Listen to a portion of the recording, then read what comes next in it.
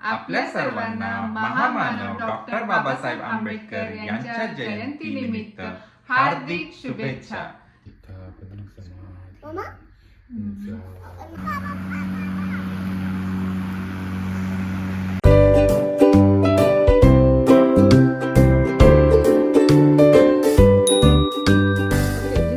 You want to play? Yes, I was playing, but that girl's playing too.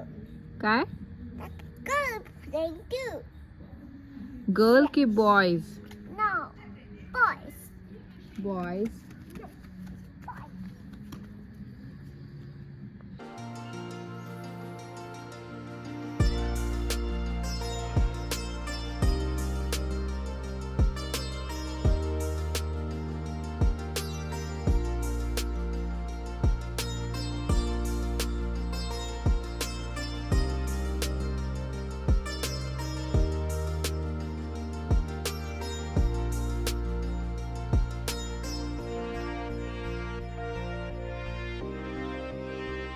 Hello everyone, कसे आहेत सगळे? I hope सगळे मजेत, आनंदित आणि बरे असणार. तर खूप दिवसानंतर आम्ही हा व्लॉग घेऊन आलो आहेत आणि सर्वप्रथम आपल्या सर्वांना सांगायचं होतं की मी माझ्या चॅनलचं नाव चेंज केलं आहे. तर काही वैयक्तिक कारणामुळे मला ते चेंज करावं लागलं. तर आधी जे नाव होतं ते बदलवून मी आता इंडियन मॉम इन कोलंबिया हे ठेवलेलं आहे. तर जर माझ्या चॅनलचं नाव वेगळं दिसलं तर प्लीज गोंधळू नका. हे माझ्या चॅनलचं नाव आता इंडियन मॉम इन कोलंबिया असं राहिलं आहे. तर आज सकाळी सकाळी माझे कामं आटोपले आणि त्यानंतर मग आम्ही छान पूजा वगैरे करून घेतली, छान मस्त नवीन कपडे घातलेत आणि आज काहीतरी स्पेशल आहे. तर आज 14 एप्रिल म्हणजे बाबासाहेब आंबेडकर यांची जयंती आहे. तर बाबासाहेब आंबेडकरांच्या जयंतीनिमित्त मी आज काहीतरी गोडधोड बनवते. तर ते गोडधोड काय बनवते आणि हे मी तुमच्यासोबत शेअर करेल आहे. तर हा व्हिडिओ शेवटपर्यंत पाहत राहा. आणि आज मी साडी वगैरे घातलेली आहे आणि यांनी पण छान सदरा घातलेला आहे. पोरांनी पण छान कुर्तीज वगैरे घातले होते, ते आता त्यांनी चेंज केलेत आणि छान आमची पूजा वगैरे सगळी आटोपली आहे. आपण बघूया एकदा काय करते. हाय, आज काय स्पेशल? हॅलो एव्हरीवन, तर आज आहे डॉक्टर बाबासाहेब आंबेडकर यांची जयंती. तर त्या जयंतीनिमित्त आम्ही इंडियामध्ये तर खूप काही करत असतो, पण आता इथे तर मी खूप काही नाही बनवू शकत आहे. पण मी छान पुरणपोळी बनवते आज. हो ना, पुरण माझं बनवून झालंय, त्याच्यामध्ये फक्त मी साखर घातली आणि आता त्याला थोडं गरम करते आणि त्यानंतर मग मी भाजी करते. भाजी बनवते मी फ्लावर आणि मिक्स व्हेज अशी भाजी बनवते. फ्लावर घेतले, आलू आणि गाजर वगैरे असं. आणि कोवळ्याला मी बॉईल करून ठेवलेलं, त्याला उकळून ठेवलेलं आणि त्याला आता मी छान त्याचे गुलगुले बनवणार आहे आणि अजून कढी बनवणार आहे आणि पुरी बनवणार आहे. That's it. एवढाच आजचा माझा मेनू. तर चला सुरुवात करूया.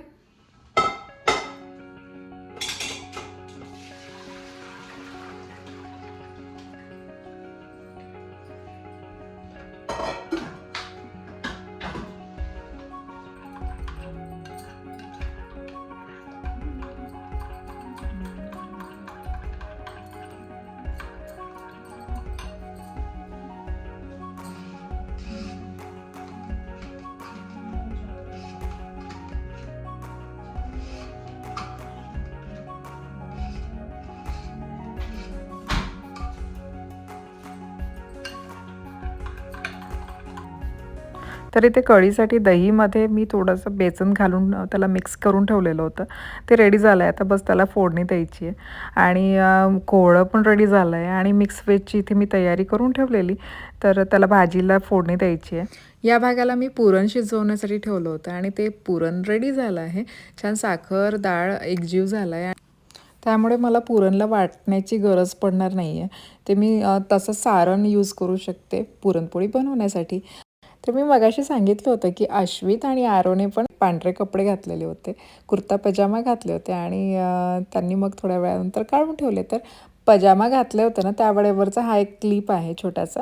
तो छान पजामा घालून खूप डान्स वगैरे करू लागला होता. माझा स्वयंपाक तयार झाला आहे पूर्ण आणि आपण बघू शकता अश्वित मस्त बसलेला आहे डायनिंग टेबलवर आणि त्याची एक स्पेसिफिक प्लेट आहे. त्याला ही प्लेटच हवी असतं नेहमी जेवण करताना. तर आपली प्लेटमध्ये तो गोड गुलगुले घेतो आहे खाण्यासाठी. त्याला आवडतात ते ॲक्च्युली, त्याच्यासाठीच मला बनवावं लागतं. आणि मी इकडे जीरा राईस बनवलेला आहे, पुरी बनवली, मिक्स व्हेजची भाजी बनवली, कढी बनवली आणि गुलगुले बनवलेत. सो प्रवीण डाएट करतात आहे, तर तेलाचं ते टाळतात आहे खायचं. तर मी त्यांच्यासाठी चपात्या पण केलेल्या आहे खाण्यासाठी. आज मी भाजी पकोडी वगैरे काही बनवलेले नाहीत, कारण प्रवीण डायटिंग करतात आहे आणि मग ते तेलाचं खात नाही आहे. तर मला पण तेलाचं खूप काही आवडत नाही. तर म्हणून मग ना मुलांच्या आवडीचे गोड गुलगुले बनवलेत मी. काही दिवसापासून ना आम्ही तिघही जण जेवण करायला बसलो की अश्वितला पण त्या एका चेअरवर बसवते मी आणि त्याला एक त्याचं ताट देते आणि त्याला चपाती वगैरे काहीतरी देते खायला. तर तो आपल्या हाताने पिक करून खात असतो. तर जेवण वगैरे आमचं आटोपलं आणि आम्ही बसूनच होतो. तर एकदम प्रवीणला लक्षात आलं की आमच्या समोरच्या यार्डचं आणि मागच्या यार्डचं ना खूप ग्रास खूप वाढलेला आहे. जो गवत आहे तो खूप वाढला आहे, तर तो काढायचा होता. आणि आज त्यांनी ठरवलं होतं की सकाळीच मी काढेल आहे, पण कामाकामामध्ये काही काढता आलं नाही. मग आता त्यांनी विचार केला की चला आता जेवण वगैरे झालं आहे तर आता करूयात. कारण आज संडे आहे आणि सॅटर्डे संडेलाच आमच्याकडे सगळे कामं केले जातात. मंडे टू फ्रायडे ना वेळ नाही मिळत प्रवीणना. ते सकाळी जातात आणि एकदम सायंकाळी येतात, तर नाहीच करू शकत काही पण. आणि लॉन मोवर मी नाही करू शकत आणि स्पेशली अश्वितला घेऊन नाही करू शकत मी.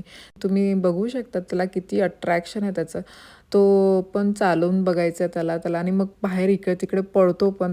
तर अश्वितला सांभाळण्यासाठी ना एक जण पाहिजेच असतो. म्हणून मग प्रवीण आता ते लॉन मोवर चालवणार, तर मी अश्वितला बघेल आहे. तर लॉन मोवर करणं सुरू केलं आहे प्रवीणने. आणि आपण बघू शकता हा आमचा ना मागचा भाग आहे, बॅकयार्ड आहे आणि तिथला ग्रास थोडा वाढलेला होता, त्या कॉर्नरमधला जास्त वाढलेला होता. तर प्रवीण सर्वात आधी तिथेच गेले ग्रास काढण्यासाठी. आणि हा अश्वित बघा पुन्हा गेला आहे त्रास देण्यासाठी पप्पांना. हा ग्रास काढण्याचा मशीन आहे ना, गवत काढण्याचा मशीन खूप जास्त भारी नाही आहे. म्हणजे तो एकदा सुरू झाला ना तर एकदम स्मूथ चालतो. मी आरव असं आम्ही यूज करू शकतो. पण फक्त मला अश्वितचं थोडं भीती वाटतं, कारण तो मधामधात येतो आणि मग हे बघा तो आता पप्पांना त्रास देतो आहे. तर या सगळ्या गोष्टीसाठी मला त्याची भीती वाटते. म्हणून मग प्रवीण घरी असले ना की तेच करतात हे सगळे कामं.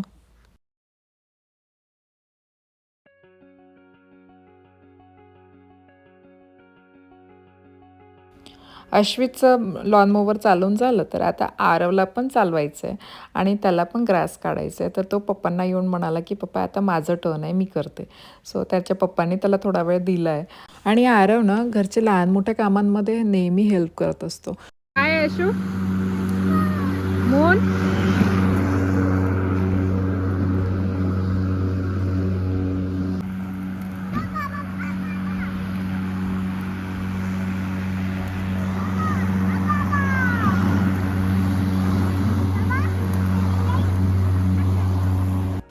आमच्या घराच्या मागच्या भागाची गवत पूर्ण कापून झाली आहेत.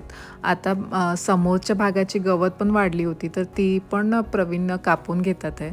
आणि बस हे शेवटचं काम आहे. आणि हे करता करताच आम्हाला खूप वेळ झाला. मी छोटासा क्लिप टाकते तर असं वाटते की 5 मिनिटाचं काम आहे. नाही, हे 5 मिनिटाचं काम नाही आहे. या कामाला करण्यासाठी ना कमीत कमी 1.5 ते 2 तास लागतातच.